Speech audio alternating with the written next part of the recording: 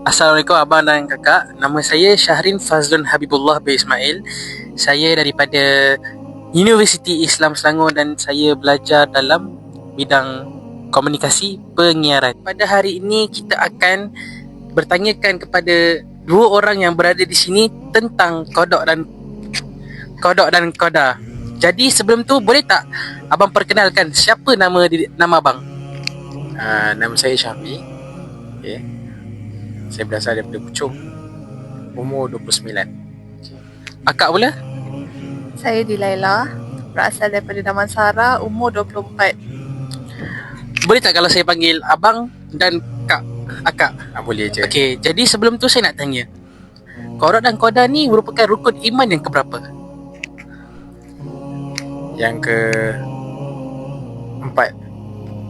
6 lah. Ya, betul. Rukun iman yang ke-6. Bagus kak. Apa yang abang faham tentang kodok dan qadar? Kodok dan qadar ni adalah ketentuan Allah lah. Ya, betul. Okey, jadi dekat kodok dan qadar ini terdapat dua perbezaan. Sebab apa? Sebab dia kodok dan qadar. Jadi, bila kita pergi kepada kodok ini adalah satu ketentuan daripada Allah Subhanahu Wa Taala yang telah tetap daripada awal. Maknanya kita dah memang tak boleh ubah. Jadi itu adalah takdir kita. Jadi apabila kita pergi kepada qadar pula, qadar ini adalah satu ketentuan, tetapi kita boleh berusaha untuk mengubahnya. Sebagai contoh, kalau kita ni miskin, kita boleh berusaha untuk kita ubah menjadi kaya. Kalau badan kita berisi, kita boleh berusaha, kita boleh bersukan, bersenam untuk kuruskan badan kita. Jadi itulah qadarnya. Jadi seterusnya kita akan pergi kepada soalan yang kedua pula. Jadi soalan yang kedua pula ialah bagaimana kodok dan qadar ini boleh memberi kesan atau impak kepada kita ni sebagai orang Islam. Okay, so sedikit sebanyak dia boleh membuat kita menjadi seorang yang lebih baik. Okay, seperti contohnya kalau dari segi kodok, okay, dari segi rupa paras kita, okay, dah memang kita dah macam ni, so sedikit sebanyak dia akan buat kita rasa redha lah kepada Tuhan. Okay, dan contoh yang seterusnya lah macam untuk dari segi aspek qadar. Okay, macam dulu saya gemuk, so daripada 130 saya bersenam, saya jaga makan dan berat saya boleh turun sehingga 90 kg. Okey, kalau bagi saya untuk kodok dan qadar ni, kalau lebih kepada diri saya lah. Dulu masa sekolah saya tak berapa pandai lah. Saya mungkin belajar yang biasa saja zaman sekolah. Tapi bila dah meningkat dan melanjutkan pelajaran ke peringkat universiti, saya pun berusaha. Saya banyak berusaha belajar lebih. Dan Alhamdulillah, kira dekat masa saya dekat universiti ni jauh lebih bagus lah. Okay, terima kasih akak dan abang. Okay, jadi macam abang cakap tadi, impak dia daripada berisi ke jadi kurang berisi. Kak dulu tidak beberapa orang kata pandai. Jadi dengan akak usaha tu sekarang ni akak jadi lebih pandai. Okay.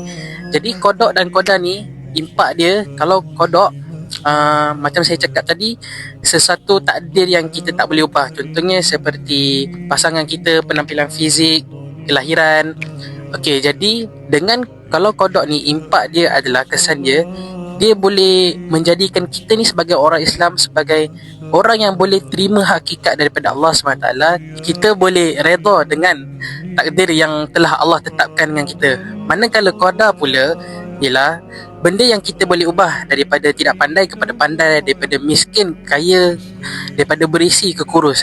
Jadi qadar ini boleh membuatkan kita, kesan yang baik dia adalah dia boleh menjadikan kita orang yang lebih berusaha untuk ke arah yang lebih baik. Jadi sekian untuk video pada hari ini. Terima kasih saya ucapkan kepada Bang Syahmi dan Kak Delaila. Sama-sama. Sama-sama. Assalamualaikum warahmatullahi wabarakatuh. Bersama saya Muhammad Syafiq Afifi bin Rudoni daripada Fakulti FEBP daripada Universiti Islam Selangor. Hari ini saya akan menemerah beberapa orang, iaitu tentang tajuk qada dan qadar. sebagai maklum yang kita dah pelajari dan kita dah ketahui, qada ini adalah termasuk dalam rukun iman, iaitu rukun iman terakhir. Okey, hari ini pertama jumpa dengan salah seorang. Apa? Nama apa? Saya Akif. Daripada mana? Daripada Kuala Lumpur. Okey bang. Saya nak tanya 3 soalan tentang qada dan qadar boleh? InsyaAllah. Soalan yang pertama, apakah yang abang faham tentang qada dan qadar?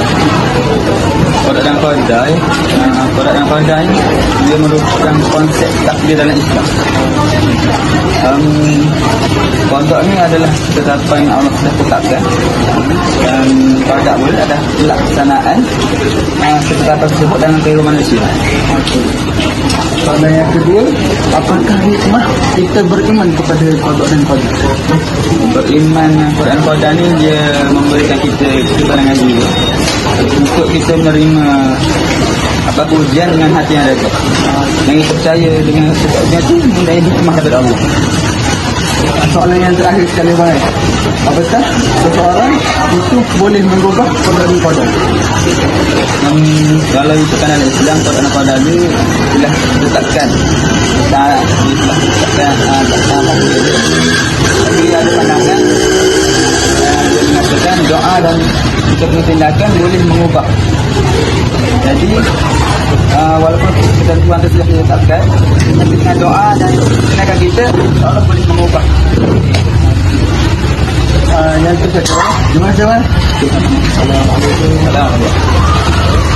Assalamualaikum warahmatullahi wabarakatuh. Nama saya Syafitri daripada UIS. Hari ini saya ingin menunggu ramah seseorang untuk menanyakan soalan tentang qada dan qadar. Jadi puan, apa yang puan faham tentang qada dan qadar? Okey, sebelum Assalamualaikum. Nama saya Puan Tan Mastura. Seperti mana yang kita faham okey. Qada dan qadar ni ialah qada ialah sesuatu perkara yang telah diputuskan oleh Allah Subhanahu Wa Taala. Okey, jadi terhadap segala makhluknya, sama ada dari sudut menciptakannya, menidakkannya dan mengubahnya. Qadar tu ialah ketentuan. Okey, contohnya lah macam qada tu ialah kita punya rezeki, kita punya kematian, kepintaran kita, jodoh kita, penampilan rezeki kita, umur. So maksud tu itu yang telah ditentukan oleh Allah. Dan qadar itu ialah ikut kepada kita punya usaha lah. Okay, contohnya macam kalau orang tu dilahirkan miskin, tapi tak mustahil sekiranya dia berusaha, insya-Allah akan senang. Okey, soalan seterusnya. Okey, untuk soalan seterusnya, apakah hikmah beriman kepada qada dan qadar? Okey, antara hikmah beriman kepada qada dan qadar ni ialah pertama, kita akan lebih banyak bersyukur. Sebab apa yang Allah berikan kepada kita tu sebenarnya ikut kemampuan kita dah lebih daripada cukup. Okay? Dan selain daripada tu kita akan belajar sabar, kita mungkin melihat, kita rasa diri kita susah tapi sebenarnya ada orang yang lebih susah daripada kita, dan kita akan sentiasa berusaha lah. Katalah misalnya sekarang kita berada di tahap yang biasa-biasa saja, mungkin kalau kita berusaha nanti kita akan jadi lebih hebat lagi. Okay? Dan disebabkan ada sifat syukur dan sabar ni, kita juga terhindar daripada sifat yang sombong, dan kita banyak berharap kepada Allah, dan timbul juga sifat tawakal di dalam diri kita lah sebagai seorang Muslim. Baik, untuk soalan yang terakhir, pada pendapat puan, bolehkah qada dan qadar itu diubah? Okey, macam saya cakap tadi, qada tu yang memang Allah tentukan. Tapi qadar tu ialah bergantung pada usaha kita. Macam contohnya, seseorang tu dia mungkin tak pandai, ataupun dia tak ada kepandaian sama macam orang lain, tapi tidak mustahil kalau dia berusaha, satu hari dia akan dapat kepandaian dan kejayaan seperti orang lain juga. Sama juga dengan orang yang sakit. Adakah dia sakit tu dia akan terima saja, oh ni memang dah ketentuan dia akan sakit. Tapi kalau dia usaha, dia rajin makan ubat, insya-Allah dia akan jadi sihat. Jadi qada tu tak boleh, tapi qadar tu ialah bergantung pada usaha kita. Baik, Terima kasih Puan Ya, meluangkan masa sama-sama. Puan untuk